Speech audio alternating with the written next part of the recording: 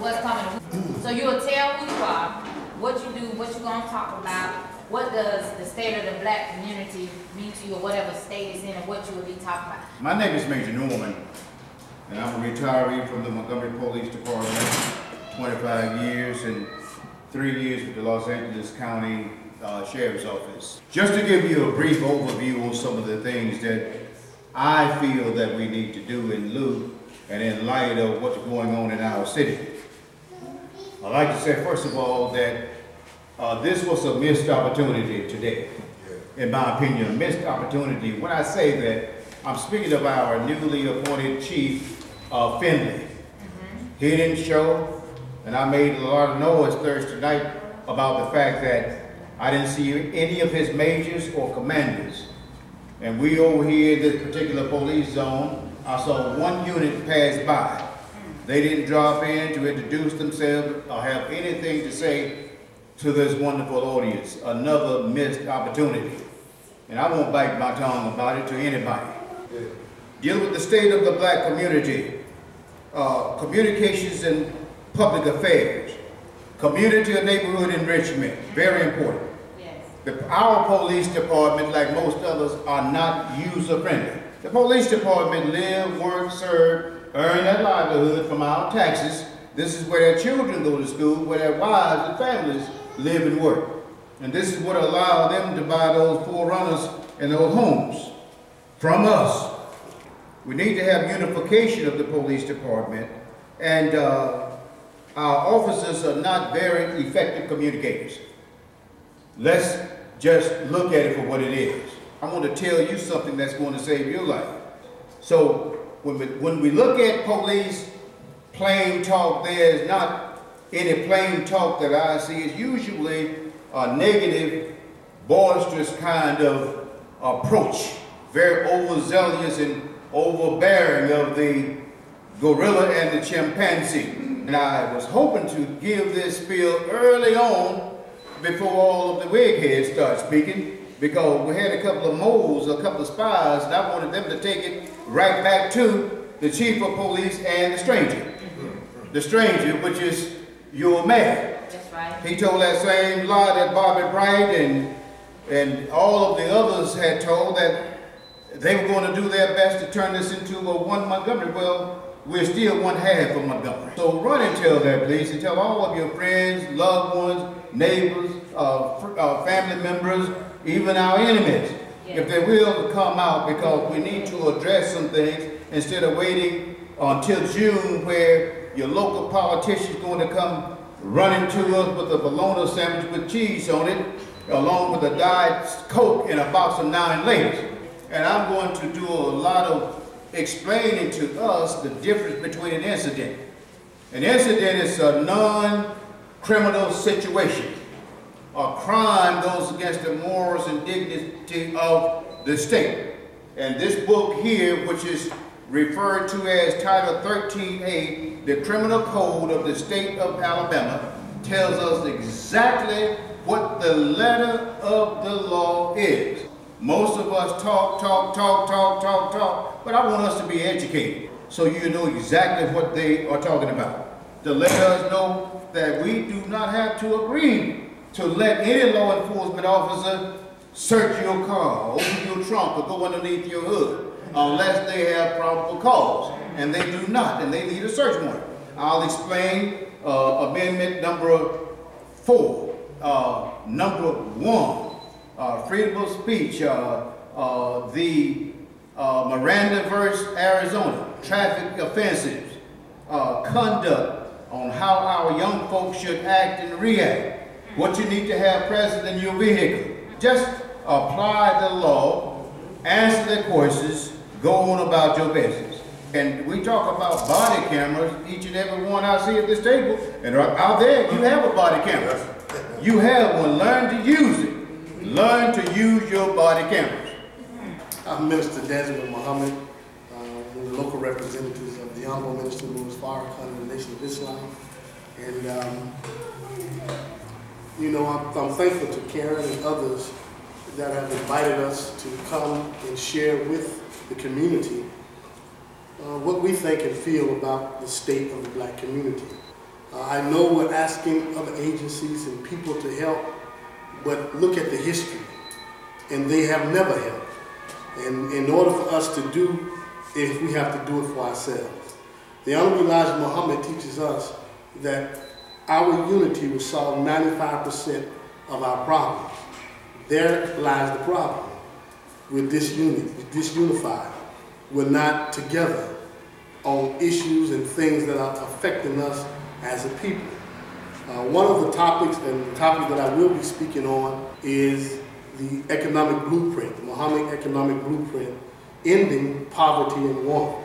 And it speaks specifically to us coming together across religious, political lines to do more for ourselves.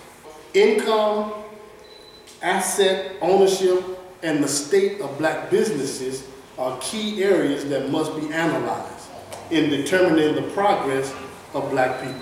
The Jewish dollar stays within the Jewish community for 32 days. That dollar circulates in their own community. Within the white community, it stayed a full 23 days that they spend money amongst themselves. But when they looked at our community, it stays 8 hours. What we have today is financial activity, but we have not developed an economic program where our youth and others can follow behind us and buy into. We're asking that 16 million black wage earners just set aside 35 cents a day, $1.40 a week, $18.20 a year. And when you multiply that by those 16 million wage earners, we will have in a national treasury for ourselves $291 million in 1 year. The Nation of Islam has already started with its program, and it's working. We've purchased over 2,000 acres of land in Georgia that we're doing our own farming. We have 18 Peterbilt trucks that travel up and down the highways to provide and bring our goods to the community. We have a staple goods program where we are buying from ourselves. What we intend to do before we can build any economic reality, we first must have land. And specifically here in Alabama, Georgia, the minister's looking at these rural areas where we farm and do things for ourselves. Then food, clothing, housing, industry, jobs can develop from that. Thank Sister Karen for inviting me to this event, because it's a very timely event and much needed as well of our organization, which is Urban Youth Enrichment Initiative. It is a nonprofit organization. Our purpose is to address root causes of poverty and promote cooperative community development and intervention. Our mission is to improve the lives of at-risk youth in the city of Montgomery, Alabama through asset-based community development intervention. Contrary to popular belief, there's a lot of assets in our community as well that's not being given the juice that it needs to maximize.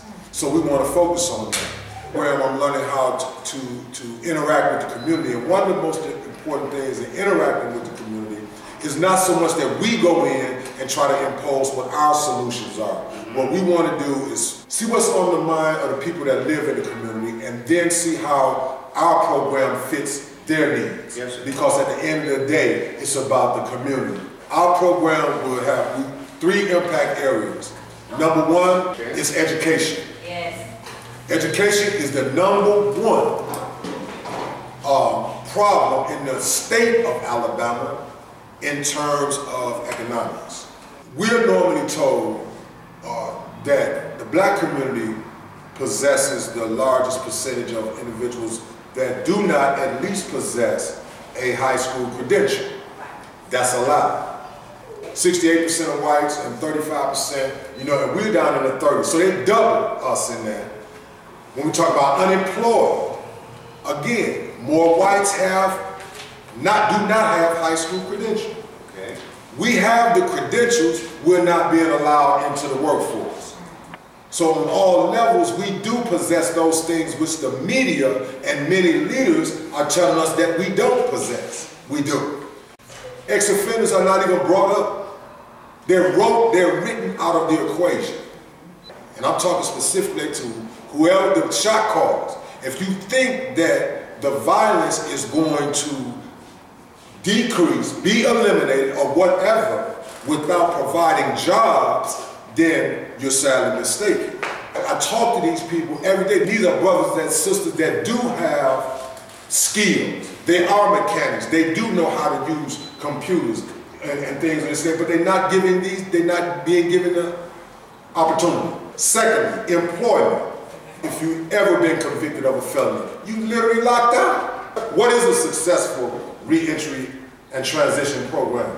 Many of them have committed crimes in the very community they're going back to, and the communities have not come up economically. And life skills.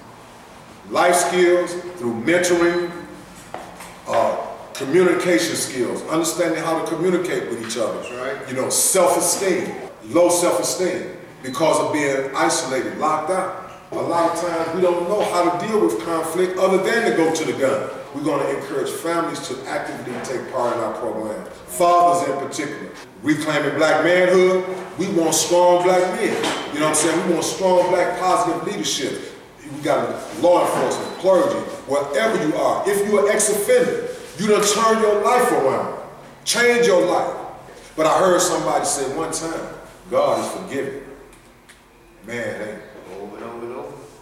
I'm Coach Ed Harris. I'm athletic director for the Connecting Life Sports Center and Resource and Family Resource. In Connecting Life Resource and Sports Center, we are a combination of mentoring through sports, also through other agencies. We're just putting kids off the streets, getting them off the streets, giving them life skills to better themselves. Itemized adult playground. So our main thing is to make sure that you have some type of activity going on through mentoring, through sports, just everyday life. But we also know there's resources with the new YMCA being built and the closing of the community center. Kids have nothing to do. Motto that I have is, help me keep the kids out of your house. You know, there's nothing to do, they ain't got nothing to eat. They're gonna find them something to eat. They're gonna find a way to get some money. Yeah. So they're busy and we're feeding them at our center and they're there, they're comfortable. We have basketball practice right now. We have like 75 kids, but only seen like 5 parents. Economically, we can't really get what we got to get out of it without parent participation. So right now, we're in the process of building money through for all these businesses to sponsor a team with their names on the team. Basically, the companies around this area, which they can come out and see the kids actually wearing their stuff and winning, because we have a training program as well. My name is Timothy Weems. I'm the owner of Second Chance Investments, Credit Restoration, also the founder of Second Chance Community Services. My motto is, if you do better, you'll do better. So what I'm trying to bring is financial literacy. Just give people a better understanding of how credit works, what lenders are looking for, how to manage your credit, how to obtain positive credit, how to avoid identity theft.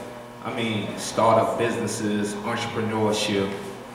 We want black business owners to come out so we can teach them about business credit versus personal credit and how not in the dangers of mixing your business credit with your personal credit. We're teaching them how to start their own business. So they already have the business mentality if they outside peddling drugs. So we're gonna take that business mentality and put it in the real world and show them how to start a business, how to do their business plans, and how to be successful in the business world and not put yourself in jeopardy by selling drugs. Some of them have backgrounds where they can't get a job, but you can't start a business. I'm living proof of that. I had a background, I had a past, but I had 2 organizations. Most of the violence is related to finances. If they don't have money, they are peddling drugs, and then the drug dealers are arguing with each other, shooting each other, killing each other in the street. So we can teach the community how to stay away from the pawn shops, pawning your title, your car, the cash advance. These things is what's killing the community. What I want to bring is credit education, credit awareness, financial awareness. I have too many people coming to my office with credit issues and have the finances in their income to not be in that situation. So we want to teach them how to better manage their credit, know what lenders are looking for, know how to start a business and all those things. So we have to save our children. We can't look for no one else to save our children. So we want to do programs with computers so they can have somewhere to go and do their homework, where they can't have the broadband at home because it's not in their family's budget. We want to keep them educated. We want to make sure that they know that they have a chance. We got to teach people how to come out of poverty. Some people don't realize they're in poverty. So we want to teach them, make them first recognize that you're in a poverty state. You have the ability to come out that poverty state. Let's get educated, let's get the knowledge, because if you knew better, you'd do better.